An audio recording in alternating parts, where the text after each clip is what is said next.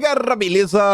Como é que vocês estão? Meus amigos, eu sei que está ficando recorrente falar isso, mas a crise que atinge o governo Lula toma novas proporções. O mercado criticando, falando que o Brasil está à deriva, Miriam Leitão pedindo por favor que parem com esse pessimismo exacerbado, aliados históricos do PT, gente que já foi do próprio Partido dos Trabalhadores jogando pedra. Uma nova narrativa vem crescendo no seio da esquerda falando que tem que acabar de uma vez por todas com essa historinha que o ministro fez isso, o ministro fez aquilo outro. Não, é o Lula. Todas as pessoas que estão lá estão porque o Lula as indicou. Candidato à prefeitura do Rio de Janeiro falando, ó, é melhor deixar o Lula de lado porque hoje colar a imagem ao lado do Lula só traz desgastes e gente inclusive sendo cancelada por estar apontando tudo que está acontecendo e o próprio PT divulgando nota oficial contra o Haddad. Gente, é tanta coisa nesse primeiro tópico que, minha Nossa Senhora, eu espero que você deve comentar tudo. Aí depois, no segundo, ainda tem mais algumas coisinhas nessa disputa, direita versus esquerda, o desgaste, a imprensa aí preocupada com o crescimento do bolsonarismo. Aconteceram algumas coisas também ao longo do dia de ontem, espero que dê tempo de falar da questão das fake news da esquerda, muita coisa para mostrar para vocês. E tem um pouquinho mais nossa democracia que segue sendo monitorada, né? Mas vamos começar, que é para dar tempo de falar sobre tudo. E vejam só. Ontem teve até aí, né, questão, discussão, boletim Focus. Parte da esquerda aí preocupada, que chamem as instituições financeiras, perguntar o que eles estão vendo de Brasil esperando. E as previsões não são nada boas. O que eu sei é que ontem o dólar subiu. Chegou a bater em determinado momento do dia quase 5,42, mas bateu ali, né, como tá a matéria do Estadão, 5,41, de olho no Copom e na política fiscal do governo Lula. Ibovespa cai. Mercado revê Selic para 10,5% em 2024 e cita fim de cortes diante de impasse de Lula na área fiscal.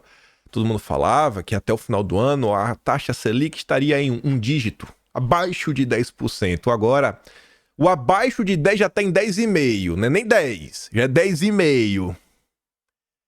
O bicho pegou, viu? O bicho pegou. Mercado eleva a previsão para a Selic em 2024 e adia novos cortes para 2025.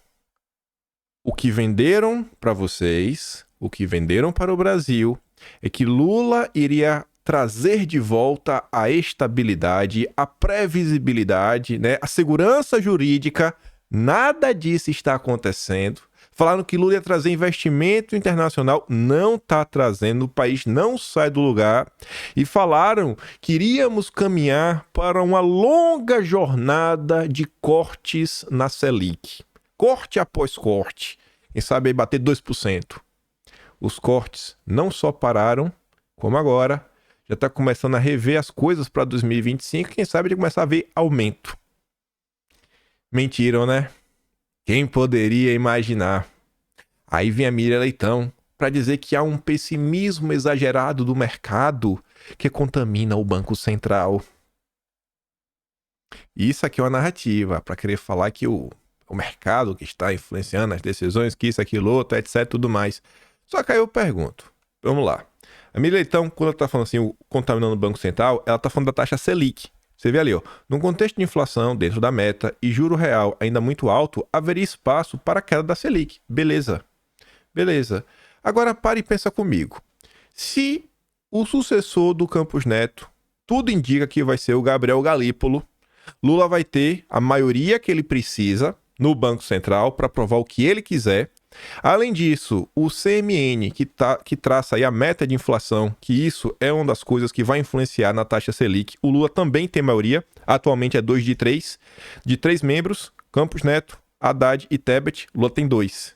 Então, o Lula teria em suas mãos todo o cenário para baixar os juros. Como é que o mercado sabe que vamos ter o Galípolo, sabe que o Lula vai ter maioria e não acha que vai ter corte? O Galípolo não vai cortar? Lula vai colocar o quê? Mais um cara alinhado ao mercado? O que está acontecendo, né? Então, essa conversinha da Miriam Leitão parece conversa para boi dormir. E eu acho que o mercado já precificou. Será que aquela foto que circulou na internet do André Esteves conversando com o Galípolo, o que será que eles estavam conversando? Será que conversaram sobre a taxa Selic?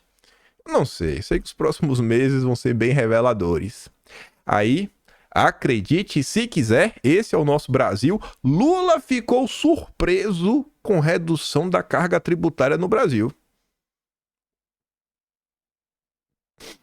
Eu não sei pra quem, né? Não sei pra quem o imposto caiu, mas o Lula tá surpreso com alguma coisa, né? Ai, a Elisa até pergunta, né? Redução da carga tributária, bicho? Os caras mentem sem nenhum pudor. Aí, o Mário Sabino escreveu a nota aí pros pessimistas.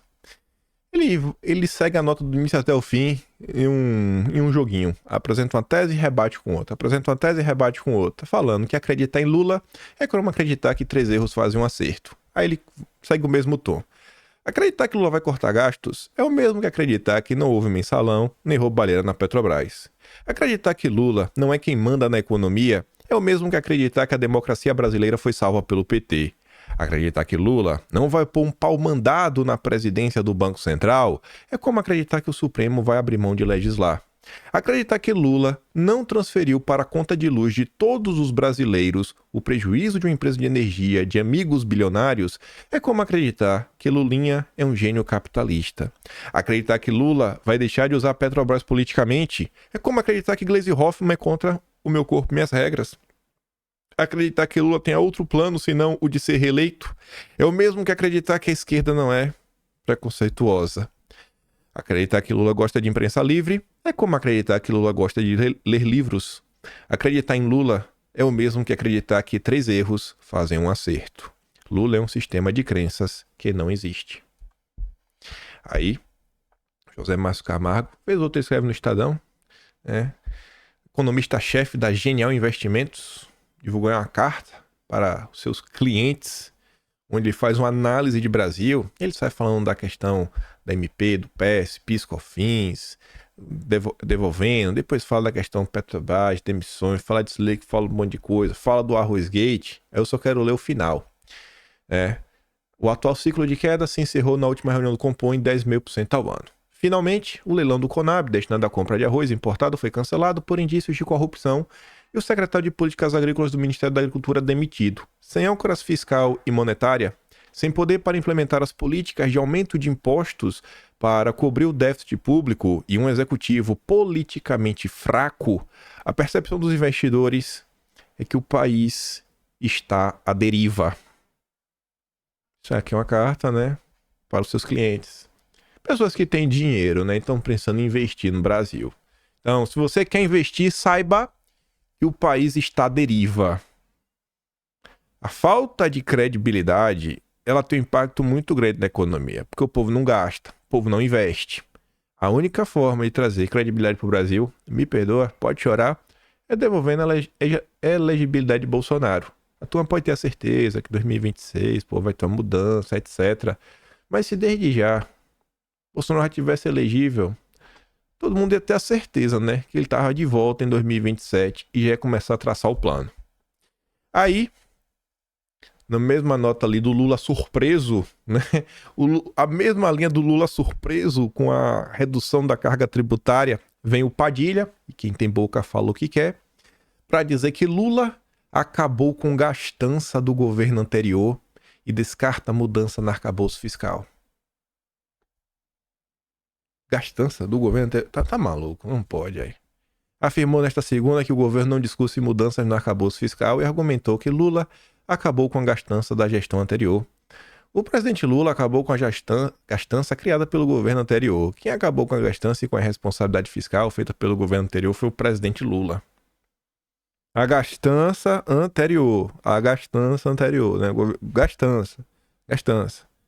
Gastança. Tudo bem. Quem tem boca fala o que quer. Mas é interessante ele falar que não vai ter mudança no arcabouço fiscal. Não vai ter. O arcabouço fiscal, do jeito que tá, ele vai levar a possivelmente aí um impasse, tendo que fazer algum tipo de corte aí nos pisos da saúde e da educação. E sobre isso, a esquerda não tá sabendo o que fazer e estamos diante de um momento, assim, acho que muito singular mesmo. Todas as bolhas de esquerda diferentes que eu acompanho, as coisas estão bem tensas, Tem assim, tá um divisor de água. Muita gente...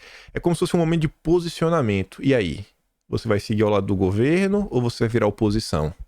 Tá? Basicamente nesse ponto. Aí eu vou trazer bolhas das mais diversas. Por exemplo, Roberto Requião. Era afiliado ao PT. Durante anos. O Haddad quer agradar gregos e troianos. O resultado prático é que acaba desagradando tanto o PT quanto o mercado. Quer ser fiscalista, mas não tem coragem nem força para cortar subsídios e benefícios, ou seja, cortar das elites. Aí se lembra que os realmente ricos pagam pouco imposto. O Haddad confunde ricos com empresários e acaba taxando as empresas, né? O empresário que o Haddad vai atrás é o empresário classe média, que está empregando a galerinha. O rico mesmo, o campeão nacional, esse daí só ganha benefício. A MP 1227, que é do PIS/COFINS, é um desastre político e econômico que confirma que tecnocratas não devem ter cargos políticos. Ele não é, nem de longe, alguém capaz de levar o país de volta ao crescimento e cumprir ao menos algumas promessas de campanha. Mas considerando que estamos num regime presidencialista, para sermos justos, a culpa maior é do Lula, que o escolheu e não tem coragem de substituí-lo. Imagine. Cara, vamos pensar se alguém que... É porque a direita ela é mais recente, né? A direita não tem tantos anos aí no meio de campo. Quem é uma pessoa de direita que já tem um certo tempo aí? Difícil apontar. Mas vamos pensar que tinha um deputado. Vamos pensar que a direita já tem 30 anos no Brasil. Vamos pensar que a direita surgiu 30 anos atrás. Não tem. Aí o cara que sempre foi direita, né? Sempre representou os nossos valores. Ele vem a público para falar que o governo Bolsonaro, o seu ministro, não tem como colocar o Brasil no eixo e trazer crescimento. Esse é o peso que vocês têm que ler e entender o tweet do Requião no debate público. Não é um militante qualquer.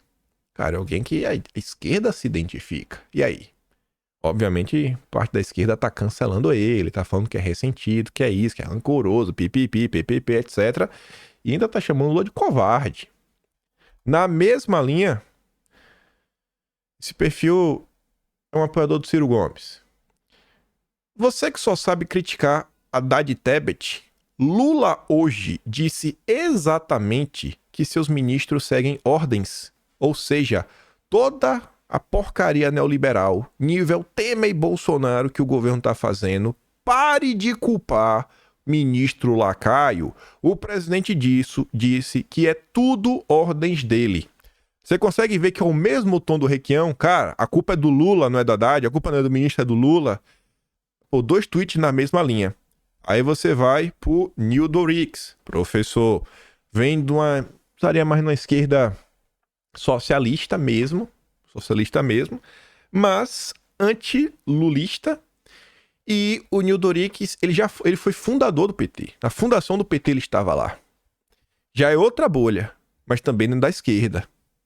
Lula assumiu o governo. Ontem, Lula não deixou dúvidas a respeito de quem manda. Basta de críticas ao Haddad. É Lula quem comanda tudo no governo. Eu gostei da declaração. Leia minhas razões. Abraços.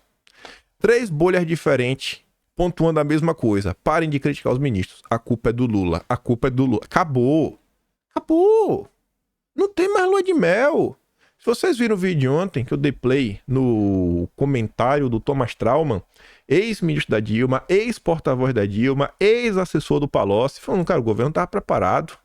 Não está preparado para lidar com o Brasil em termos econômicos. A gente está diante de uma crise que pode crescer muito, pode estar só no começo, uma crise econômica. E ele fala que um dos problemas foi a lua de mel muito demorada. A própria imprensa não cobrou. Acabou. Nem um cara desse tá passando pano pro Lula mais. Já estão sentando a bolacha. Só tem a Globo, gente. No dia que a Globo pular do barco, Lula cai. Aí, todo mundo jogando pedra. A gente tá comentando nos últimos dias também. Lula, ao invés de ir nos campeões nacionais, nas elites, ou mudar, né, a sua gastança desenfreada, esses projetos sem pé nem cabeça, um monte de projeto verde maluco que não vai trazer nenhum tipo de crescimento pro Brasil. Não. Lula quer descontar no lombo do pobre. Piso da saúde, piso da educação, previdência, desindexação do salário mínimo. Aí, diante das crises, vem o PT. PT critica corte de saúde e educação estudado pela Fazenda. Mas como assim? A Fazenda é do PT, do governo do PT, do presidente do PT, que o ministro é petista. Aí o partido critica? Ah, pelo amor de Deus. Quem que vai cair nessa ladainha? O PT divulgou uma nota que critica cortes na saúde e educação estudados pelo Haddad. Como mostrou a coluna, o PT promete estrilar se Haddad levar à frente proposta de criar um teto de gasto em saúde, educação e benefícios previdenciários. Na cúpula do partido e na bancada da Câmara, a lembrança é que a promessa, quando da criação do arcabouço, era não mexer nisso, nem nos benefícios da Previdência. Mas se não tiver alteração no arcabouço, vai ter que mexer. E o Padilha falou que não vai mudar. Aí você vê, aqui já tá numa bolha nacionalista. Eles não têm vergonha. Vou explicar. O PT que governa é neoliberal. O PT da internet é de esquerda. A galera não compra mais. Tem gente que compra. Vocês vão ver. Tem uns petistas que compram. Mas grande parte, cara, pelo amor de Deus, Lula traiu a todos. É o governo das elites. É o governo dos bancos e dos campeões nacionais. Esse aqui também estaria na bolha nacionalista, menos de esquerda do que esse perfil aqui. O André Luiz tem um movimento que se chama Sol da Pátria. Ele sempre discorre um pouco mais as ideias. Esse papo lulopetista de que não quer mexer no piso constitucional da saúde e da educação é mais falso que nota de R$3. A implosão desses pisos é uma necessidade diante do arcabouço fiscal aprovado pelo Sapo Barbudo como primeira medida de seu terceiro mandato. Não dá para manter o arcabouço lulináceo e, ao mesmo tempo, manter estes gastos, ou investimentos, como queiram. Mas o Sapo Barbudo não pode admitir isso. Como explicar isso para claque de otários que acredita no seu papinho furado? Se o Sapo quisesse manter os investimentos em educação e saúde, se quisesse manter os pisos constitucionais atuais, não poderia ter aprovado essa porcaria de arcabouço fiscal. Deveria ter a coragem para, diante do capital acumulado de uma vitória em eleição presidencial, ainda mais turbinados pelos eventos golpistas de janeiro, destruir o teto de gastos, mudando por uma âncora fiscal compatível com o desenvolvimentismo e com o estado de bem-estar social. Mas ele preferiu agradar Faria Lima. Não se enganem. Ele vai continuar carcarejando para claque de otários ao mesmo tempo que governa para Faria Lima, como sempre fez, como todo mundo com 2 neurônios, ao salvo do lulopetismo, sabia que ele faria. Você pode falar, cara, o arcabouço fiscal é uma porcaria, desde o princípio. Você ainda pode achar que está gastando demais, aí vai de sua cabeça. Estamos analisando a crise do Lula frente à sua própria militância. David Decache, assessor econômico do PSOL. Tá na esquerda, né? Bem na esquerda. Ele compartilha a nota do Estadão, revisão de gasto. A equipe econômica avalia medidas imediatas e PEC para ações de médio e longo prazo. Aí o Decache fala, hoje, pela primeira vez, senti um certo desânimo nesse longo período de luta pela manutenção dos pisos da saúde e educação. Estamos denunciando que o ataque aconteceria desde abril de 2023. Ver hoje Tebet e o Haddad autorizados para avançar no ataque me abalou, reconheço. Sensação de derrota. Não esperava o silêncio covarde de tantas pessoas e organizações que admiro. Mesmo após a nota publicada hoje pelo próprio PT criticando os ataques propostos pelos ministros do governo do PT, é o silêncio covarde que predomina. Nem assim, uma verdadeira reação foi esboçada. Sei que não é hora de desanimar, mas não é fácil ver tantos direitos e conquistas sendo perdidos e se sentir totalmente impotente para reagir. Duro também é saber que esses ataques ao povo mais pobre irão fortalecer a extrema-direita fascista ao gerar descontentamento popular. Sei que logo passa, mas é duro. E por que vai fortalecer a direita? Porque tá punindo o pobre. E a direita deve lembrar, acho que o povo vai lembrar qual foi o governo que reduziu o imposto. A direita também, diante de si, tem uma oportunidade única, de começar a apresentar planos, programas, ideias diante, né, desse país que se encontra à deriva, né, nas mãos do Lula. Quem fez uma fala muito interessante, mas muito interessante mesmo, é um vídeo, rapaz, que eu recomendo a você ir lá no Telegram. Pega esse vídeo, esse aqui. Pega. Você manda para as pessoas que você conhece, para alertar elas. E você ainda faz assim uma ressalva. Olha, cara, isso daqui está sendo dito por um aliado do Lula. Esse cara é de esquerda. A sociedade precisa reagir ou o povo vai pagar o pato. Vocês vão ver. Esse aqui é um vídeo que eu acho que o povo comum, vai entender o que o Lula pode fazer com eles. Em termos principalmente de saúde. Escuta isso aqui. Veja, Mário, eu sei que o fascismo continua à espreita na sociedade brasileira. Justamente por isso que eu acho uma canalice estar defendendo congelar a aposentadoria de 20 milhões de aposentados brasileiros. Ou não? Ou a gente vai chegar, por exemplo, minha família mora no interior do Capão Santo Agostinho. Aí eu vou chegar lá no engenho de cana-de-açúcar que mora minha família e vou dizer assim, ó, o governo que vocês votaram, que eu fiz campanha para vocês votar, vai congelar a aposentadoria de vocês. A partir de agora só tem reposição de valor pela inflação, não vai ter aumento real nunca mais. Mas fica calado que é para combater o fascismo. É isso mesmo, Mário? Sim. Ou então a gente vai chegar, o SUS caindo aos pedaços, em vários aspectos, com responsabilidades, evidentemente, também dos governos estaduais, né? Mas, assim, com várias dificuldades, com perdas orçamentárias gigantescas desde 2015, a gente vai chegar e vai atacar o piso constitucional da saúde e da educação, vai tirar 500 bilhões de reais da saúde e da educação. Aí, quando tiver alguém no Hospital da Restauração, que é a maior emergência do Norte e Nordeste, morrendo numa maca, esperando no hospital, a gente vai dizer assim, ó, cortou bilhões da educação, que é do combate ao fascismo. Aí a pessoa que tiver com a perna estrupiada porque estava dirigindo uma moto, entregando comida, foi atropelado, está na maca de um hospital, não tem médico, tem que dizer a ela, ó, espera aí, não tem médico não, o hospital está lotado, não tem leito, está caindo aos pedaços, mas não pode reclamar não de corte de gasto não, de austeridade não, porque o combate é o fascismo. Gostei, viu? Gostei mesmo. Eu gostei desse argumento. Não pode reclamar. Ah, mas eu sou pobre. Meu salário agora só. Não pode, é porque é pra combater o fascismo. Aí você chega pra essa pessoa que você mandar o vídeo e você fala, ó, você tá entendendo agora porque a Globo ficou o tempo todo falando de Bolsonaro, Bolsonaro, Bolsonaro, Bolsonaro, tu aí com birra de Bolsonaro, olha aí agora, ó. Pra combater Bolsonaro, a própria esquerda tá denunciando que podemos ter cortes gigantescos, saúde, educação e previdência. Mas o importante, né, é que o amor venceu. Vamos combater e defender a democracia. Aí, eu já tinha visto um pouco da repercussão da entrevista do Jones pro Brasil 247, mas não tinha parado pra escutar. E aí, ontem, passaram alguns comentários pra mim. Eu falei, cara, eu vi um comentário que eu falei, nossa, como é que você quer apresentar minha timeline? Aí me deu a ideia, eu falei, não, eu vou pesquisar mais sobre isso. Aí eu acabei encontrando esse comentário aqui dele, depois fui assistir a entrevista na íntegra, fiquei bem surpreso. Separei aqui mais 2 recortes que eu vi na sequência. E depois eu vou mostrar pra vocês mais algumas coisinhas que envolvem o Haddad. Mas o que apareceu foi isso daqui, ó. Acho que foi esse primeiro comentário, do Pedro Alonso. Não faço ideia porque apareceu pra mim um comentário, sei lá, com 11 visualizações. Tá difícil assistir ao Brasil 247.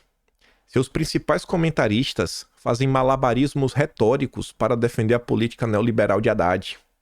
Queria saber se eles acham certo Haddad considerar educação e saúde como gastos e mexer da aposentadoria dos mais pobres. Outro cara de esquerda também fala, meu Deus, a entrevista do Jones no 247 foi difícil de assistir. Não pelo Jones, mas pelos âncoras do programa e a audiência mandando perguntas. É coisa de maluco. O povo faz malabarismo para defender o Haddad, defender o programa neoliberal e antipovo. Aí eu falei, não, vamos ter que ver aqui. E eu fiquei surpreso. Pela primeira vez, apareceu alguém na esquerda para denunciar a emissão de títulos da dívida ESG do governo Lula. Jones Manuel falou ao vivaço e ainda critica outras coisas. Escuta isso aqui, ele começa criticando essa questão aí do arcabouço. O que o Haddad está defendendo agora? Está defendendo ele e a Simone Tebet e boa parte da equipe do Tesouro. Defendendo congelar a aposentadoria. Congelar a aposentadoria de mais de milhões de trabalhadores brasileiros. Veja, a FHC não fez isso, não teve coragem de colocar na lei. Collor não fez isso. Né? Nem o canarinha do Temer fez isso. Tá o Fernando Haddad defendendo abertamente. O Fernando Haddad defendeu ontem, gente, atacar o piso da saúde e da educação. E, de novo, não são dados meus, dados do Tesouro, que é subordinado à Fazenda, fala que mudar os pisos constitucionais da saúde e da educação vai tirar até 500 bilhões de reais em 5 anos da saúde e da educação. 500 bilhões de reais. Com B de bola nos próximos 9 anos. Atacar o piso da saúde e da educação. E para completar, Mário, essa coisa fantástica, o governo, ainda sob a liderança do queridíssimo Fernando Haddad, o governo está voltando a ter endividamento em dólar, estimulando a tal de títulos verdes, que é, em nome de atrair capital estrangeiro, ele emite dívida em dólar. Só que ele não foi atrás. Se fosse atrás, ele ia entender que tá emitindo... Ele não só tá contraindo dívida. O Brasil tá emitindo a 6,5% em dólar para emprestar no Brasil entre 1% a 6,15%. Ou seja, a matemática não fecha, né? Pelo menos eu acho que não fecha, não, a 6,35%. De 1 a 6,35%. Não faz muito sentido. Como é que você emite a 6,5% e empresta a 6,35%? Ou a 1%, né? Quem que vai pagar esse prejuízo? Quem? Você vai pagar. Você vai pagar. Acho que esse vídeo aqui também é bem interessante. Mostra, ó, canal de esquerda, Jones Manuel se classificou como comunista. Ele tá falando que o que Lula está fazendo, nem Fernando Henrique, nem o Collor, nem o Temer tiveram coragem de fazer. Pense na maldade. Rapaz, gostei desse vídeo. Eu falei, rapaz, esse recorte é histórico, rapaz. Nem o FHC, nem o Collor, nem o Temer tiveram coragem de fazer. A maldade que Lula tá botando aí na mesa com seu ministro Fernando Haddad. Aí, após essa longa entrevista, né? Como era de se esperar. E aí eu pergunto pra vocês, quem que inventou aquela história que a esquerda não briga em público? Quem inventou? É o miserável. Eu quero saber quem foi o miserável que inventou isso e propagou na direita. Que a esquerda sempre briga fechada. E por isso que a esquerda sempre ganha, porque está dividindo a direita. Todo aquele papo que vocês já estão cansados de ouvir. Vejam só os superchats que chegaram. Teve alguns de apoio, mas a maioria, né, dos Lula afetivos. Deixa eu ler, Jones, antes de você sair, deixa eu ler aqui os superchats para a gente não ler fora da sua presença, porque eu acho que não seria muito educado. Vamos lá. O Quebra-Muro diz assim, o campus da UFPE está maravilhoso, até o Centro de Filosofia e Ciências Humanas está em reforma. E aí está, enfim, dando um recado aqui para você, que eu não acho... Ela não vai ler o recado. O cara escreveu um superchat. Vaza fascista mentiroso. É um superchat, aparece assim na tela. Se você for lá olhar o vídeo no Telegram, você vê o vídeo na íntegra.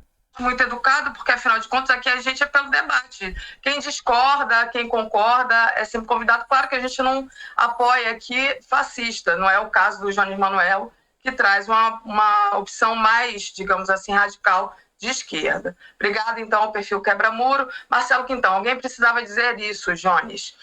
A Miriam Pereira, é por causa de pessoas como o Jones Manuel que a extrema-direita vem crescendo no Brasil e no mundo. Se você quiser... Tá vendo aí? Jones está dividindo a esquerda. Por isso que a direita ganha. Briguem no privado. Vocês já viram a direita brigar em público? Quem inventou essa história que a esquerda não briga? Tem que tomar. Mas assim, uma surra de sandália havaiana. Aquela que o solado é branco, que normalmente fica meio amarelado, meio encardidinho, com os fiapinhos dela, né? Que assim que bota no dedo, azul bebê. A clássica, né? Que só não é mais feia do que a marrom. Que a marrom, pelo amor de Deus, se você tem... Nossa, não é possível, você tá havaiana marrom, velho. Troque. Porque aquela azul, nossa senhora, com azul bebê, aquela é clara, mas aquela é feia, viu? Mas vamos lá. Te dou um tempo para você responder. Cíntia Chain, Jones é do ressentimento, igual fascismo, Ricardo Souza. Vocês estão fazendo com o Lula o que fizeram com a Dilma, jogaram pedra e depois tomamos na cabeça juntos, não aprendem. Discurso raso para adolescente. Essa colocação do Ricardo, eu queria que, se você tiver um tempinho, ainda respondesse em relação, fazer uma reflexão da história recente do Brasil, do que aconteceu com a Dilma, porque eu acho que é importante para o nosso presente de agora. Fernando Castro, comunismo de Nárnia, a solução é lançar as criptomoedas da Ursal, muito utopismo e pouco cientificismo, só reclama e não apresenta solução nenhuma. Marta Silva, Lula foi o único a conseguir nos livrar do bolsonarismo, precisamos fortalecê-lo e não ficar batendo nele. Que esquerda é essa que... E aí faz a pergunta... Cíntia, o projeto da Tebet já foi aprovado, mas a desoneração, sim. Vamos malhar o Haddad, ajuda pra caramba, ela tá sendo aqui irônica com você. Aniele Figueiredo, sou PT, mas concordo com o Jones, parabéns pela luta. Cleomar, esse é o maior mentiroso da extrema esquerda, já saí de vários canais de esquerda por causa desse convidado. Cleomar, fica aqui, a gente tem que trazer o debate. A Cíntia tá dizendo que você ajuda o Nicolas, e A mulher falou, você ajuda o Nicolas, né? O Nicolas Ferreira, nosso deputado, né? O Jones ajuda o Nicolas. Miriam, você sugere que o governo deva fazer diante do Congresso que temos. A Lola diz que rachar a esquerda nesse momento é um rotundo equívoco. Então, Jones, te volto a palavra para você responder. Vou deixar a resposta depois dele dar. Quem quiser escutar lá no canal do Brasil 247. É assim que tá o clima. Só que não para aí. Não para aí. Não para aí. Fernando Horta, intelectual aí da esquerda, escreveu no próprio Brasil 247: se Haddad insistir com a agenda neoliberal, vai rachar o PT. O historiador e analista político Fernando Horta fez duras críticas em entrevista ao 247 à possível adoção de uma agenda de revisão de gastos pelo Ministério da Fazenda, comandado pelo Haddad. Ele traçou paralelos entre o crescimento da extrema-direita na Europa e a situação política brasileira e defendeu que o governo Lula crie uma clara agenda antineoliberal. A Europa está sendo disputada pela direita neoliberal e pela direita fascista. Observando que esses movimentos têm conseguido se apropriar de conceitos e discursos tradicionalmente associados à transformação social, os fascistas tomaram a palavra revolução para si. São eles que têm o discurso da transformação. A esquerda ficou com o discurso da conservação. Muda tudo para não mudar nada. E realmente é isso. Se olha para a Europa, a turma lá à direita está com realmente programa. Um novo olhar econômico para suas nações.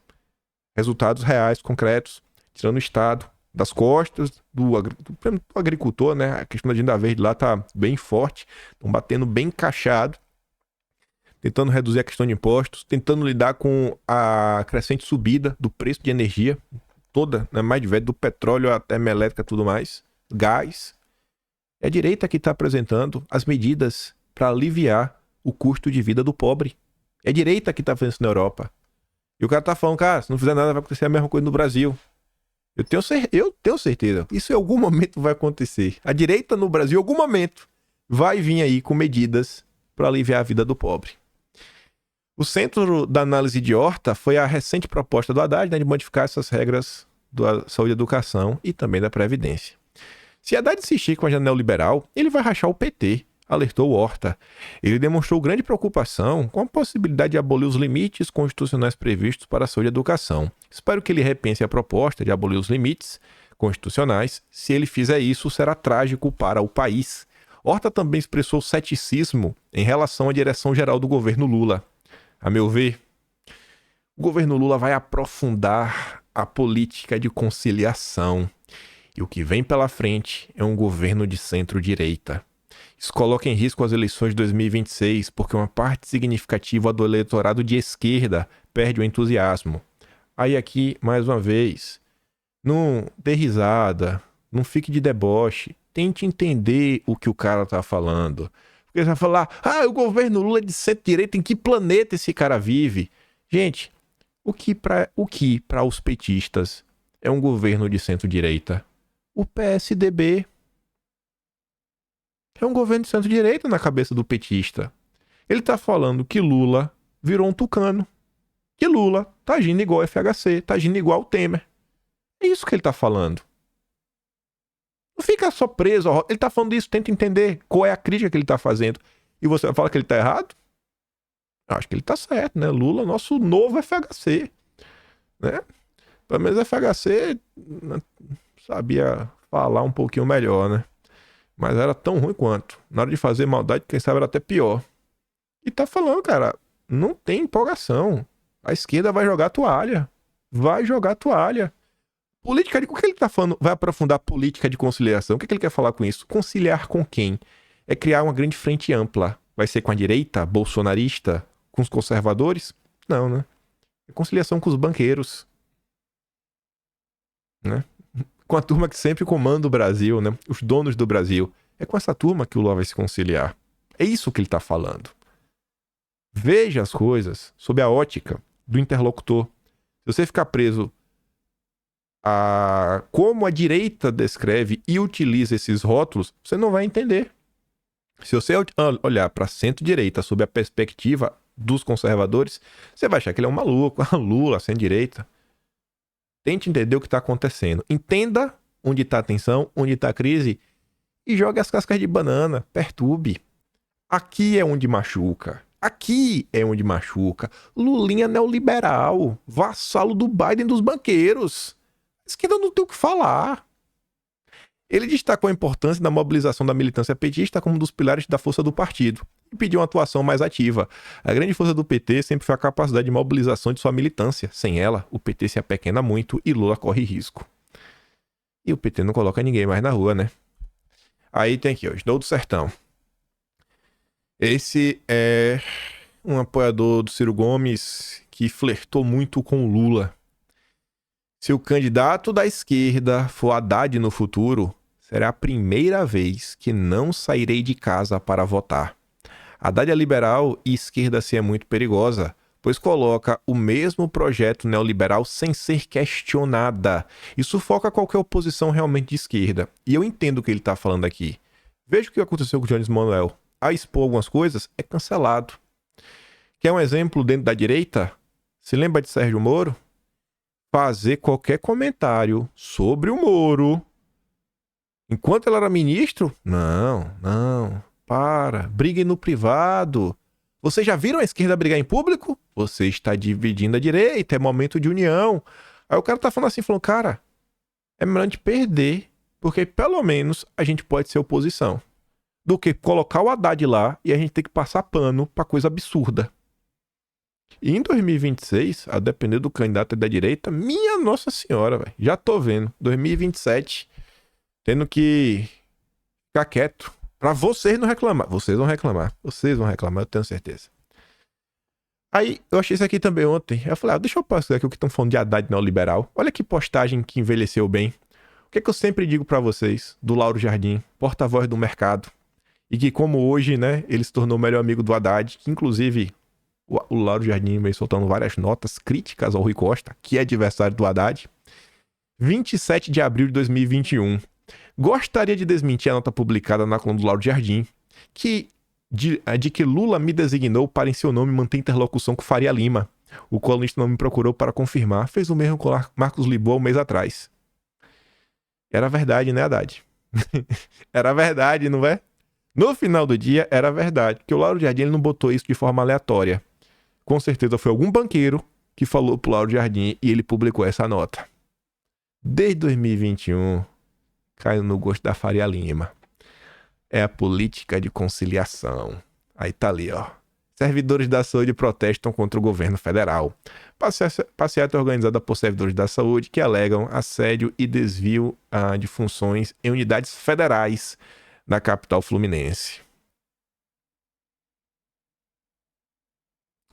Tá ali, né? Nízia, pague o piso já. A gente tem que colocar Lula. Lula! Cobrar ministro é fácil. Quero ver cobrar o Lula. Gente, a crise sem precedentes que atingiu a esquerda. Sem precedentes. E não para aí. Sabia que ia demorar muito tempo. Oposição só tirou projetos infames da gaveta para acuar Lula e o governo. Funcionou. Quem diz ele encantante, funcionou, né? Botou nas cordas. Parabéns, deputados. Parabéns, senadores. Golpe de mestre ou jogo sujo da oposição não importa. O fato é que o governo e o próprio Lula foram colocados 2 vezes seguidas em situações difíceis, no mínimo desconfortável, e reagiram mal. No momento já delicado, com a popularidade medíocre do presidente e dúvidas sobre o equilíbrio fiscal e ataques especulativos contra o Haddad. Dólar alto, boletim Focus, projeções para inflação e juros sobem, a do PIB cai. É assim que Lula vai ficando em cima do muro. Seus líderes parecem zonzos, descontrolados. Arthur Lira atrai votos para sua sucessão. Centrão ora vai para um lado, ora vai para o outro. E o bolsonarismo se diverte. Até com teatro macabro e repugnante sobre o meu corpo, minhas regras, no plenário do Senado. Planalto pessimista com as novas pesquisas de aprovação do governo. O Palácio do Planalto está pessimista com as pesquisas de popularidade do governo e de aprovação de Lula, que serão divulgadas na primeira quinzena de julho. Nas últimas semanas, não ocorreu um fato poderoso, sequer produzido pelo governo, que possa ter sido visto, como positivo e, portanto, alavancar sua popularidade. E ainda assim, apenas uma boa notícia não seria suficiente para mudar o ponteiro das pesquisas. Muito menos um conjunto de iniciativas ou resultados que a população possa sentir no bolso. Governo acabou. Governo acabou. Acabou. Aliados de Eduardo Paes não veem grandes ganhos no apoio de Lula. Lula se tornou uma figura tóxica. Ninguém quer por perto. O argumento é que Paes poderá até perder eleitores se escolher seguir ao lado de Lula em sua campanha de reeleição. Eu falei pela primeira vez em maio, eu fiz um tweet. Se for no Twitter você vai achar. No início de junho eu falei de novo. Eu falei, e aí? O Boulos já abandonou o Lula? Porque colar a imagem no Lula, cara, é certeza da derrota. Lula destruiu. O pessoal falou, não, o Boulos acabou com a campanha dele aí, a questão do Janones. Não, eu acho que o Lula acabou com a campanha do Boulos. Saber que Boulos é o candidato do Lula? Minha Nossa Senhora, o que o Lula tá fazendo, meu amigo, tá ruim, viu? Tá ruim. Já que tá falando de eleição, saiu ontem, bolsonaristas seguem o comando de Bolsonaro e se afastam de Pablo Marçal. Tinham marcado aí um evento por Marçal, cancelaram. Marçal deu com os burros na água. Nesta segunda, a bancada de deputados do PL na Assembleia Legislativa de São Paulo comunicou ao PRTB do cancelamento da visita de Marçal à casa. Os deputados bolsonaristas seguirão a orientação do presidente Jair Bolsonaro. Se fizerem o contrário, não são bolsonaristas, são oportunistas, afirma Gil Diniz. Lucas Boff, também deputado estadual, afirma que a direita tem apenas um líder, que é Bolsonaro. Ele fez a sinalização e nós, como liderados, vamos segui-la. Aí, no contexto disso daí, de outras coisas que estão acontecendo nos últimos dias, o Lauro Jardim, nosso porta-voz do mercado financeiro, publicou a nota ontem, debochando de uma coisa que eu acho que é bem simples. Carluxo, mais labiríntico do que nunca, fala da verdadeira essência do ser humano. Carlos Bolsonaro, todos sabem, é dado a escrever textos inescrutáveis, com recados cifrados, dirigidos a sabe-se lá quais adversários ou aliados. Nenhuma novidade nisso. Mas o que ele publicou há pouco tempo em seu Instagram se supera? É impenetrável? Não deixa de ser, contudo, divertido de ler? Divirtam-se então, leitores. Cara, debocha de uma coisa que quem acompanha a política no dia a dia, eu acho que entende, assim, muito facilmente o que é que está sendo dito. Não precisa ser nenhum gênio da poesia para entender. Aí, ou o Lauro Jardim é só um debochado bocó, ou ele é um incapaz de entender o que está acontecendo. Mas o tweet é esse, ó. Ontem, 8h35 da manhã, o Carlos falou o seguinte, ó. Somos animais de hábitos e não os imediatistas, como o sistema tenta enfiar a goela abaixo de todos. A rotina traz o lado bom. o ruim, mas também a verdadeira essência ao ser humano. O imediato traz a sensação de novo, mas principalmente a desordem e as consequências fora da normalidade. Querer se aventurar é um direito de qualquer um. Entretanto, fugir dessa essência, a probabilidade do resultado é o fracasso. O Big Brother sabe e usa isso para controle psicológico de pessoas então frustradas com derrotas frente à inexistência de uma solução fulminante das questões que desejam, sendo estas, então, mais suscetíveis a falsas promessas fáceis que não existem. O que é que ele está falando? Assim, precisa desenhar para o Lauro Jardim entender? Basicamente, os últimos movimentos. Se chega alguém, o novo. Não, que eu vou chegar, agora eu vou resolver tudo. Vai resolver tudo? Tá maluco? Ninguém vai resolver tudo do dia pra noite. Os problemas que o Brasil tem, eles não serão resolvidos do dia pra noite, gente. Não serão resolvidos.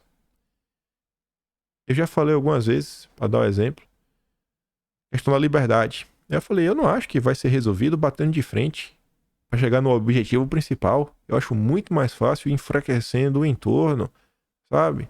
Aprova o projeto do Felipe Barros, para ele dar soberania nacional, que além de versar sobre a soberania nacional, fala sobre as ONGs. Começar a colocar dificuldade no dinheiro internacional entrar no Brasil. Esse dinheiro que financia nesses estudos e movimentos que atuam para censurar a direita. Para censurar, não tem outra coisa. Para isso. O caminho enfraquece. Mas a galera que tá frustrada tem que fazer alguma coisa. Pô, todo mundo concorda. Mas infelizmente a vida é dura. E nem tudo vai ser resolvido na velocidade que as pessoas querem. Os grandes problemas, eles só serão resolvidos quando a gente tiver uma maioria no legislativo. Não vai ser nem com o presidente só. Maioria no legislativo. Legislativo, uma grande bancada. Grande bancada. E que eu acho que ela vem crescendo graças à rotina, né? Que é a rotina? Pô, é você manter um hábito, faz, repete, continua. Não é o fogo de palha que vem e desaparece. Fogo de palha pode ser bom, né? Mas eu até já falei essa frase antes. Aprendi com o Maynard. Não a fala, né? Mas observando. Na política não é o soco no queixo que derruba. É o soquinho ali, ó. Na barriga. O cara ir perdendo, cansando. Nunca é nocaute. É no máximo nocaute técnico, é por pontos. É pra ver quem cansa mais. Você vai, você continua. Aí você mantém a narrativa. 1 dia, 2, 3, 4, 5, 6. Até a coisa crescer e tomar forma. Até a coisa crescer e tomar forma. Por exemplo, vamos falar de liberdade de expressão. Né? Tudo mais, rede social. Ninguém nem mais fala nada da Mind, já percebeu? Ninguém fala mais da Mind. O Daniel Penin fez um baita trabalho ali, série de vídeos. Depois, não fez mais nada. Depois não fez mais nada. Não troco aí nenhum jornalista, comunicador, youtuber, influenciador de direito, nenhum, pelo Daniel Penin. Muita gente aí não faria 10% da qualidade técnica. Vídeo cheio de efeito especial. Um negócio muito bem feito, muito bem editado. Igual o Daniel Penin fez. Mas são pessoas que estão aí todo dia. Todo dia. Acontece uma coisa, comenta. Outra coisa, comenta de novo. E comenta. E tá aí. E vai levando a informação. Vai levando a informação. Vai levando a informação. Sabe? É a rotina. O imediato, né? Na época, teve gente falando Daniel Penin, senador. Eu falei, rapaz, mas não tem condição uma coisa dessa. O que acontece com essa turma, sabe? O pessoal às vezes ainda é muito carente. É o novo, né? O novo. Mas a rotina, o hábito, é o que fortalece. A força do hábito. Por isso que eu tô aqui todo dia. Todo santo dia estamos aqui. Também tá mais coisa, mas depois a gente vai. E nessa daí, todo dia a gente empurra um pouquinho. E a coisa vai indo.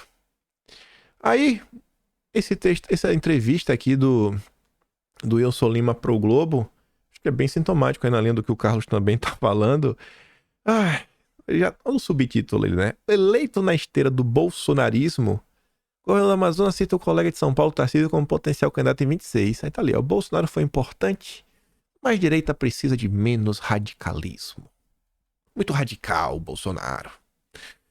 O Bolsonaro inelegível com o melhor caminho, né? Essa é a discussão que temos com lideranças da direita. Meu alinhamento é com o Bolsonaro. O mundo caminha para um processo de pragmatismo. A participação de Bolsonaro foi importante para reavivar a direita. O bolsonarismo não enfraquece, mas busca um caminho de centro, menos radicalismo. Não. Eu não. Vai falar por você aí, à vontade você. Eu não. Eu quero um caminho mais à direita.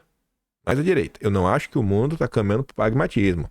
O meu Wilson Lima é um ignóbil, né? Devia voltar a ser músico. Abandonar a política. A direita no mundo, ela está cada vez menos pragmática. Ela está cada vez mais focada em questões concretas que destoam, assim, cada vez mais de outros setores, que está cada vez mais clara a diferença entre os conservadores e os liberais e o resto de toda a esquerda. Está cada vez mais nítido as diferenças. Cada vez mais nítido. O contraste está cada vez maior. Não tem nenhum tipo de pragmatismo. Nenhum. Zero. É um ignóbil. Esse cara não sabe o que está falando. Meu Deus do céu. Coitado do povo do Amazonas que precisou escolher uma porcaria dessa. Números mais recentes mostram a redução de desmatamento. O governo Lula atua melhor nessa área do que a gestão Bolsonaro? Sim, atua, né? Mas o esforço conjunto. Deus está vendo, né? Lula é bom demais. Na gestão passada, tínhamos um problema gravíssimo de comunicação. Era? Eu achava que tinha safadeza no governo anterior. De ver Madonna, Leonardo DiCaprio, Greta, usando até foto fake para criticar o que acontecia no Brasil. Não era problema de comunicação, não. Era safadeza. Era isso que tinha. O presidente Bolsonaro não conseguia comunicar de forma correta, mas estava certo no pensamento. Não tem como preservar se não gerar oportunidade para as pessoas. O programa mais eficiente de combate ao desmatamento e queimadas é o envolvimento da população com atividades produtivas. Ah, vá. Mas o Lula que é o bom. Né? Porque ele é bom de comunicação. É um absurdo. Essa é a direita sensata brasileira. E vamos comentar a questão de fake news. O vídeo hoje vai estar um pouquinho atrasado, porque eu já comecei atrasado. O vídeo hoje foi meio corrido. O Globo publicou lá, né? Apoiadores de Lula, influenciadores de esquerda repetem bolsonaristas e propagam fake news nas redes sociais. Lá vai, aquela ladainha de sempre. Vídeos com títulos apelativos que anunciam a suposta prisão do ex-presidente Jair Bolsonaro, uma traição da Michelle, sem qualquer comprovação, são o carro-chefe de desinformação adotado por influenciadores de esquerda numa batalha virtual em apoio a Lula. A estratégia repete táticas do Janones, se desenrola na atual gestão com a simpatia de setores do PT. Lideranças do partido são próximas e chegam a incentivar comunicadores adeptos de fake news. Um dos mais conhecidos, Thiago dos Reis, Thiago Resiste, chegou a se reunir em março de 22 com Lula, época pré-candidato. Outro youtuber com destaque na esquerda, Rony Telles, participou de uma reunião de Lula e influenciadores na pré-campanha, transmitida pelos canais oficiais do PT. Ambos recorrem à desinformação para se alavancar nas redes. Thiago foca na família Bolsonaro, por meio de títulos como "Surge foto de Michelle beijando outro homem, fúria do imbrochável". Os vídeos costumam contradizer ou modular o próprio título. No caso citado, Thiago alega que está apenas mostrando fotos, sem insinuar nada. O YouTube afirmou ainda que os títulos visam chamar a atenção para que as pessoas assistam ao conteúdo, que alega ser embasado por alguma fonte. Aí vem um caça-clique. Rony, por sua vez, publicou em abril trecho de um comício de Bolsonaro com a legenda sobre admissão de competência de Lula. O ex-presidente, contudo, não se refere ao petista. Procurado, ele afirmou que no X costuma fazer piadas e reconheceu que a informação estava incorreta, né? Não é fake, não, é incorreto. A publicação foi excluída após o contato do Globo. Pagou a fake news, né, pai? Ficou com medo, né? Mentindo com a Globo vendo é feio. A ideia é produzir títulos mais sensacionalistas, que vão estimular o clique e não necessariamente atender o conteúdo do vídeo. A direita conseguiu se organizar nessas estratégias e a esquerda tenta acompanhar. Outro canal no YouTube que segue o modelo é o Plantão Político de Adalberto Fogaça. Após passagem da cantora Madonna pelo Brasil, Fogaça publicou um vídeo afirmando que a cantora respondeu ao pastor Silas Malafaia que ela é de Bolsonaro. A suposta resposta, na verdade, teria sido a doação de 10 milhões para o Rio Grande do Sul, o que também foi desmentido por agências de checagem. né? Só fake news. No fim de maio, Carlito Neto, do canal O Historiador, postou vídeo com o título: A caminho da prisão, Carla Zambelli recebe recado de Bolsonaro. Pra mim, ela nem existe. O conteúdo do vídeo, porém, trata da decisão do Supremo de tornar a deputada bolsonarista e o hacker, o Walter Delgatti, réus pela invasão do CNJ. Carlito, que entrevistou Lula contra os 12 youtubers em 2022, dizendo na postagem que ela foi abandonada pelo ex-presidente. Procurado, ele disse produzir conteúdos com responsabilidade e criticou influenciadores que fazem títulos apelativos. O seu título não é nada apelativo, né, campeão? Você é um cara muito sensato. Embora sejam filiados ao PT, Rony e Thiago negam a existência de articulação formal do partido com influenciadores de esquerda, né? Eles afirmam, porém, manter diálogo com a Gleice, né? Eles mantêm diálogo com a Gleice, com políticos, mas não tem nada, não. Cerca de 2 semanas após encontrar Lula no Rio em 22, Thiago anunciou em seu canal sua mudança para fora do Brasil. Ele respondia a um processo judicial, movido pelo próprio pai, que lhe cobrava pagamento de pensão alimentícia. Em julho de 22, a vara de Embu Guaçu emitiu mandado de prisão contra ele, que segue em aberto. O imbróglio judicial e a mudança para o exterior não impediram Thiago de ser registrado pelo PT como candidato a deputado federal por São Paulo. Na época, nas redes, Gleice lamentou que o erro no sistema de filiação no PT, tenha feito a Justiça Eleitoral indeferir a candidatura. Na última semana, ela voltou a prestar solidariedade a Thiago e chamou de mentira a informação de que o youtuber está com prisão em aberto. No mesmo post, porém, disse que ele poderia pegar 3 meses de pensão e tirar o pedido de prisão. Ou seja, ele tem um pedido de prisão, né? A Gleice confirmou, depois de negar. Procurada, Gleice confirmou ter convidado o Thiago para o evento de Lula. Ela argumentou que o mandado de prisão é diferente de casos correlatos envolvendo influenciadores bolsonaristas que fogem da justiça por crime de desinformação. Crime de desinformação, tá bom. Gleice disse ainda não considerar que Thiago dissemine fake news, né? Não. Ele não mente, não. Ele só se contrapõe às mentiras da extrema-direita. No início do ano, Thiago e Rony figuraram entre as lideranças do coletivo Militância Raiz, que busca articular comunicadores de esquerda e formar grupos de WhatsApp muito maiores que os bolsonaristas. Embora nem todos recorram à desinformação, há uma tentativa de apoio mútuo. Um influenciador, Lázaro Rosa, por exemplo, que faz parte do grupo, já divulgou vídeos do Rony Telles. O secretário nacional de comunicação do PT, o Gilmar Tato, negou que o partido faça qualquer organização de influenciadores. Em nota, a SECOM da presidência afirmou que não mantém vínculos ou parcerias pagas com influenciadores e que não há ação articulada para o disparo de conteúdos de criadores independentes. Esse foi o máximo que a Globo fez. Nas redes, aí o pessoal foi um pouquinho além. A Detrimura, que vimos aí um áudio dela recentemente no Spaces falando sobre as eleições, sobre o Janones, sobre como as narrativas da esquerda eram criadas. O pessoal resolveu dar um bizu no passado da nossa Denise Tremura. Olha que engraçado, rapaz. 2016 e 2018.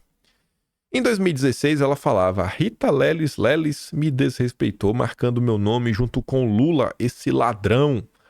Você é burra que acredita no PT, eu não. Lula ladrão roubou meu coração e eu posso provar. Hashtag eu sou Lula. Uai. Você era contra Lula e agora você é lulista? Parece que alguém achou um nicho, né? Um espaço aí no mercado para ganhar alguma coisa. A Dilma é honesta. E eu sou virgem, então. Impeachment day. Rapaz, você é a favor do impeachment da Dilma. A Dilma é honesta, bebê. Por isso tiraram ela. Uai. 3 anos depois mudou de ideia, né? Foi enganada. Ela foi enganada. Ela caiu no golpe. Já o perfil da Carol, ela só assinou uma série de tweets antigos. Pra vocês verem, né, como é a esquerda. Essas são as pessoas que falam que a direita produz fake news, né? São gênios políticos das análises. Eu tenho vergonha de ter petista na família. Aí ela diz, eu tenho vergonha de ter petista na família assim. O tweet, hoje em dia, vergonha mesmo é ter petista na família. Esperando Chico Buarque protestar contra a corrupção no governo petista. Excluiu. Né? O post ali é excluído. A Carol diz, ó, não adianta pagar, amigo. Não adianta. O print é eterno. Pelo menos na época do PT tinha gestores. Não malucos, nível Napoleão do Hospício, amore. E o PT é um partido como outro qualquer. Que diferente é que no tempo deles se investigava e punia crimes de corrupção. Por isso foram tirados do poder para de acreditar em discurso de ódio. Aí em 2015, eu não discuto com petista. Os espertos quebraram a nação, a Petrobras, e os burros estão aí votando e defendendo. É meio bipolar essa menina, né? 2015. Não seja trouxa. Não vote no PT, que é o partido dos trouxas. Um beijo pra você que votou no PT e agora tá aí penando pra pagar a gasosa e a luz enquanto a madame anda de Porsche. Hashtag trouxas. Vocês que votaram no PT não se sentem trouxas mediante tudo que está acontecendo, CPMF e tal? Eu me sentiria uma bocó se tivesse votado. O PT roubou todas as nossas reservas, rateou entre seus membros e os trouxas aí aplaudindo. Essa é a galera que hoje defende o Lula na internet. Imagina aí, hein? Imagina. E os petistas batem palma. E os petistas batem palma. E depois eu reclamo, né? Que a direita também tem um monte de emocionado. E a galera que perseguiu, a direita vai e bate palma também. E aqui, ó, nossa grande Destemura. Da turminha da militância raiz, unida aí junto com o Thiago, com o Rony Telles, Lázaro Rosa. Se eu fosse dona da Globo, isso agora, em maio, durante a tragédia do Sul, se eu fosse dona da Globo, mandaria retirar toda a equipe do Rio Grande do Sul e não falar mais sobre o assunto. Que o Lula é muito bonzinho, mas se eu fosse ele, retirava toda a ajuda federal também e deixaria o povo se virar com alimentação e resgates, já que ninguém valoriza mesmo. E vai ser candidata, viu? Vereadora no Rio de Janeiro. Aí o Samuel Pancher, né, jornalista do Metrópolis, ironiza a nota do Metrópolis, que dá voz ao Paulo Pimenta. Paulo Pimenta e Gleisi negam que exista gabinete do ódio no governo Lula. Aí o Sam diz, né? Samuel Pancher nega gostar de Fórmula 1. Ele gosta bastante. E aí o Paulo Pimenta fez esse lindo tweet. Não existe nem nunca existiu gabinete nenhum envolvendo o governo e comunicadores de esquerda para fazer luta política ou algo parecido. É uma tentativa irresponsável de igualar um esquema criminoso de produção industrial de mentiras e desinformação com a opinião de ativistas digitais progressistas. Nunca existiu, repito, nada semelhante ao gabinete do ódio que se utilizou de recursos públicos e com a máquina do Estado para investigar e atacar adversários. Só petista para cair nessa. E o André Marciglia diz, ó, atualizem seus dicionários da liberdade de expressão. Quem desinforma, mas é de esquerda, é opina, né? Quem desinforma reiteradamente, mas é de esquerda, é ativista. Porque é assim que ele está nas coisas, né? O cara mente, compulsivamente, não, é só opinião. Pô, ele não tá mentindo todo santo dia, não é que ele é um ativista. Tem como dar certo? Não tem como dar certo. Infelizmente, o Brasil não é justo. Porque se o Brasil fosse justo, esse gabinete do PT já tinha acabado. Se o Brasil fosse justo, já tinha acabado, mas o Brasil não é, né? Infelizmente, as coisas são bem tristes. Enfim, a mãe comenta umas besteirinhas. E aí... mandar ouvir lá no Telegram. O canal tá na descrição, vocês sabem. Tem umas coisas que... Falo do Felipe Martins, do monitoramento, comenta amanhã. E basicamente isso. Se gosta do meu trabalho, quiser dar um tiquinho mais, passa lá no meu canal, tem um botão de valeu, tem um pin na descrição e tem um Atlas brasileiro, kimpaim.com, sem BR. Eu me desconcentrei que minha mulher falou, achei que tava perguntando pra mim, né? A irmã dela tá lá em cima. Aí estão jantando. Mas enfim, compartilha, volta amanhã e fica com aquele grande beijo, abraço, tamo juntos. Valeu, meus amigos. Fui!